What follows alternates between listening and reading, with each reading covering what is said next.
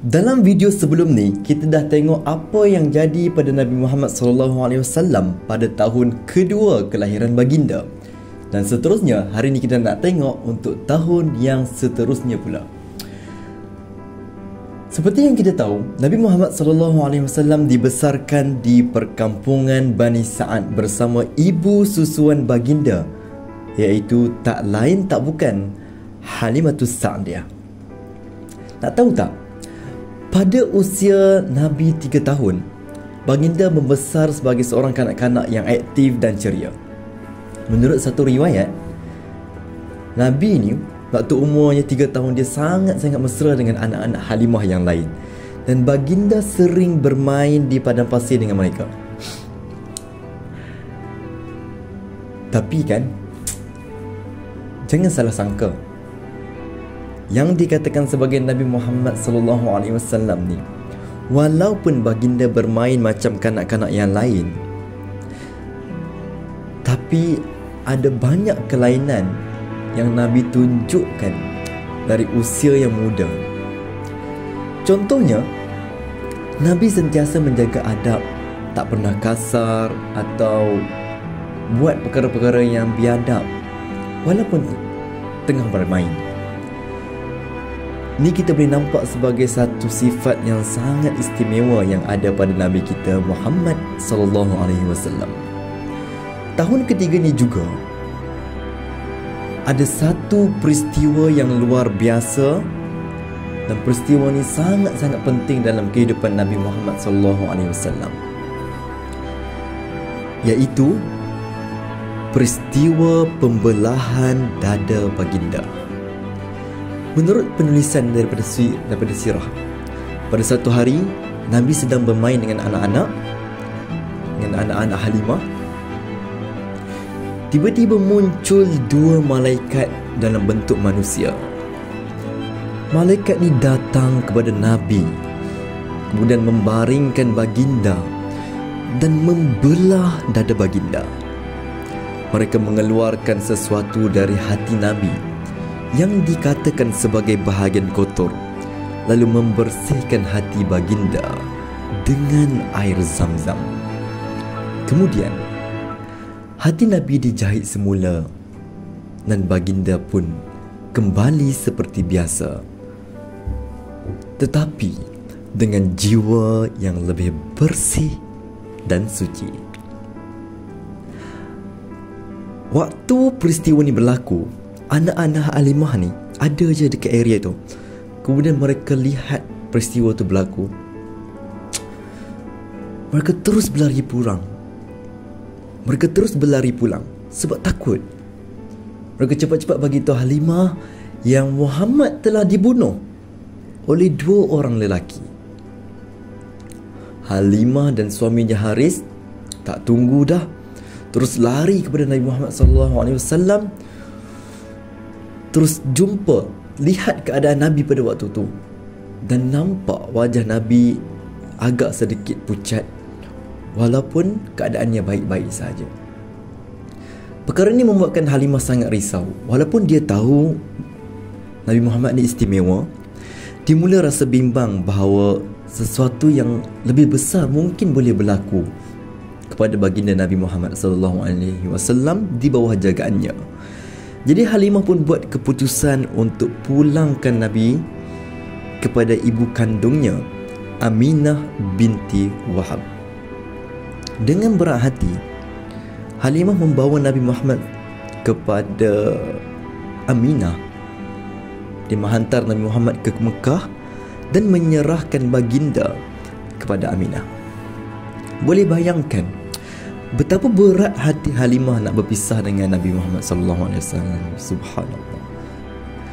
Bayangkan selama hampir 3 tahun Nabi hidup bersama dengan Halimah dan keluarganya,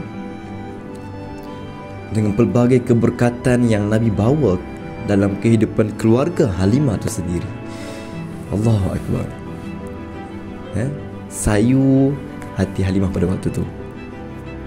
Bila Aminah terima semula anaknya, dia sangat gembira. Dia sedar Muhammad bukanlah anak yang biasa. Menurut sirah, Aminah sendiri ada mengalami beberapa tanda-tanda yang luar biasa semasa mengandung dan melahirkan baginda. Jadi dia tahu ada sesuatu yang besar menanti anaknya pada masa depan. Selepas memulangkan Nabi, Halimah selalu cerita bagaimana kehidupan dia berubah sepenuhnya selepas menjaga baginda Nabi Muhammad sallallahu alaihi wasallam. Menurut sebuah riwayat, Halimah selalu merindui Nabi dan sentiasa mengenang bagaimana Muhammad. Walaupun Nabi masih kecil, tapi Nabi dah membawa satu cahaya dan keberkatan dalam hidup mereka. Subhanallah, betapa istimewanya baginda sejak dari kecil lagi kan. Daripada kecil dah membuat hati-hati manusia gembira pada tahap kegembiraan yang tak pernah dirasainya sebelum ni. Peristiwa pembelahan dada ni bukan sekadar peristiwa yang luar biasa, tapi ia juga ada maksud yang sangat mendalam di sebaliknya. Dalam catatan para ulama mengatakan bahawa peristiwa ini adalah satu simbolik kepada penyucian jiwa dan hati Nabi Muhammad. Allah Subhanahu Wa Taala sedang mempersiapkan Nabi Muhammad sallallahu alaihi wasallam untuk tanggungjawab yang besar yang akan datang, iaitu tak lain tak bukan menjadi rasul terakhir untuk umat manusia. Peristiwa ini juga jadi satu isyarat bahawa sejak dari kecil lagi Nabi sudah dijaga dan dipersiapkan oleh Allah untuk misi yang sangat mulia. Jadi ini adalah sedikit kisah tentang tahun ketiga selepas kelahiran Nabi Muhammad SAW. Tahun ini memang istimewa kerana ia menandakan satu peristiwa besar dalam hidup baginda, iaitu pembelahan dada yang menjadi simbol kepada penyucian rohani baginda sejak dari usia yang sangat muda. Apa yang kita boleh belajar dari kisah ini? Yang pertama, di sini kita dapat tahu yang Allah telah pun menjaga Nabi sejak kecil lagi, dan Allah sentiasa menyediakan baginda untuk menjadi contoh terbaik kepada umat manusia. Kedua, dari peristiwa ini kita dapat lihat pentingnya hati yang bersih dan jiwa yang murni dalam kehidupan kita ni, dalam kita nak menjalani hidup kita ni.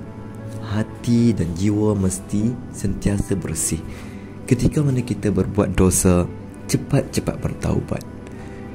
Ketika mana minda kita, hati kita mula banyak menyangka buruk, cepat-cepat memperbanyakkan zikir, ingat kepada Allah dan bersangka baiklah kepada Allah. Jadi sampai sini dulu kita punya video. Terima kasih kepada yang tengok video ni sampai habis. Moga-moga dengan apa yang kalian dapat dalam video ni dapat dimanfaatkan dalam kehidupan dan dapat menambah rasa cinta kalian kepada Nabi Muhammad sallallahu alaihi wasallam. Mencintai Nabi Muhammad bukan sekadar mengenal namanya, tetapi mengetahui sirahnya serta mengambil pengajaran daripada peristiwa kehidupan baginda Muhammad sallallahu alaihi wasallam. Terima kasih. Jumpa lagi di video seterusnya.